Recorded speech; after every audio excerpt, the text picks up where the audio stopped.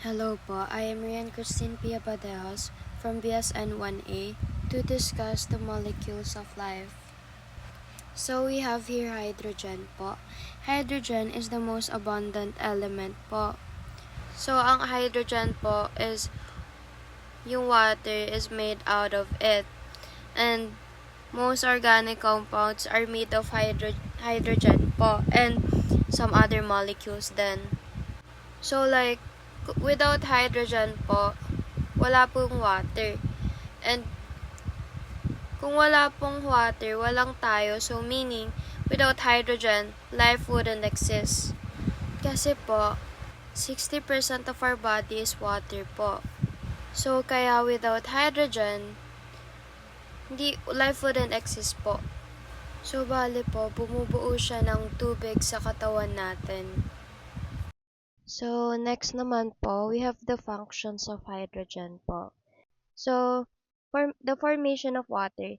So, tinutulungan po ng hydrogen na mabuo ang tubig na kailangan po ng katawan natin to be alive at para po gumana or mag-function ng maayos yung katawan natin. Okay, next po is the formation of the molecule ATP, the unit of energy in the cells. So, ang hydrogen po, kasama po si hydrogen sa pagbuo ng ATP.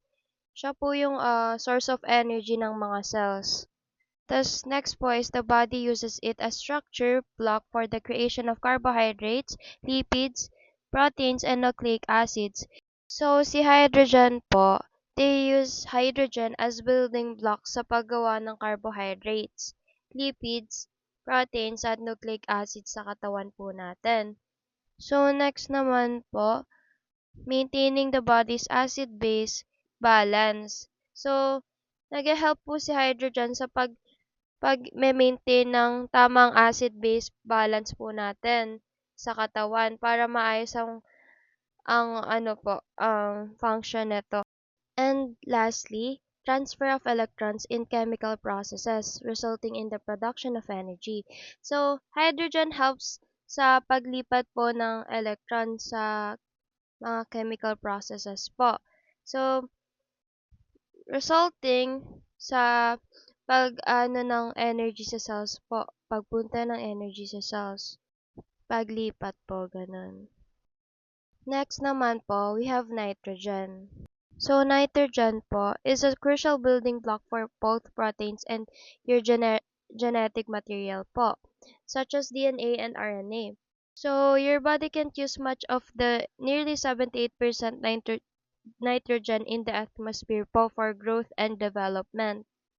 Ang functions naman po used to form the DNA and RNA that make up the genes. So, kasama po ang nitrogen sa pagbuo ng DNA and RNA na bumubuo po sa ating genes.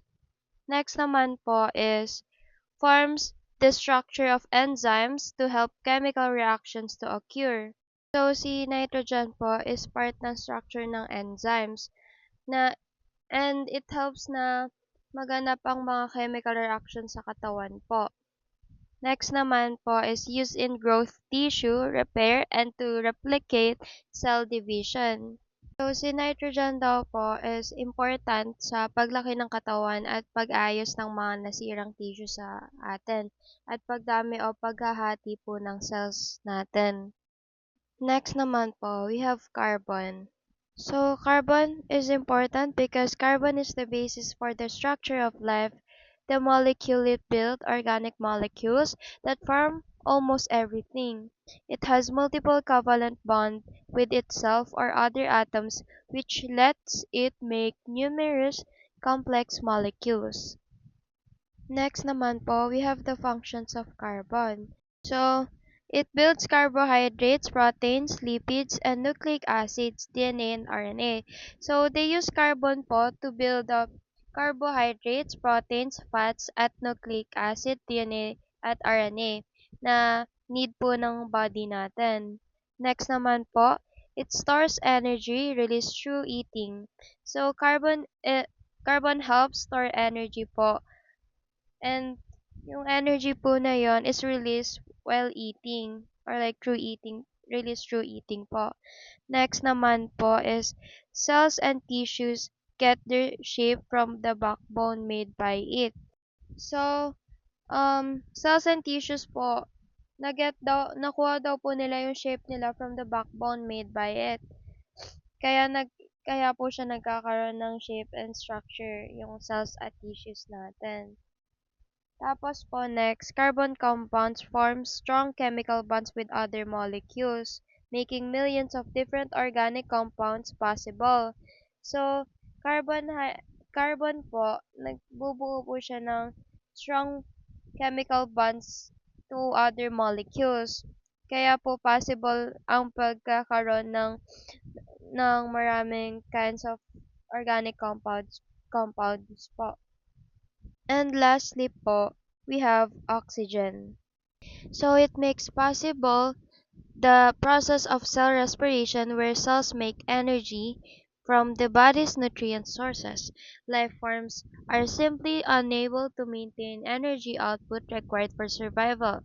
Without it, cells needs oxygen to undergo cell respiration, which in order for an organism to gain energy from nutrients that are consumed, it will use oxygen to get cells to the state they are needed.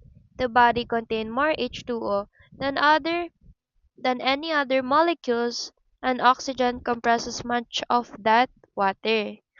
Next naman po is we have the functions of oxygen. So it enables cells to generate ATP by processing nutrients. So they help they help oxygen and mga cells po na gumawa ng ATP while processing the nutrients or processing nutrients. Next is the basis for water, H2O, and H2O, the building blocks for all life. So, kasama po si oxygen sa pagbuo ng water. And mahalaga siya sa lahat ng living things po. So, next is the primary element used in metabolic processes for breaking down nutrients. So, si oxygen daw po ay one of the important elements sa metabolic processes na nag-help sa pagbasag or pag-breakdown po ng nutrients. Next naman po, participates in thousands of metabolic functions and other chemical reactions occurring in the body. So, yan, nakikiparticipate po ang oxygen sa thousands of metabolic functions at other chemical reactions na nangyayari po sa body natin. And lastly po, constitutes about 21% of our air, enabling most life forms to live.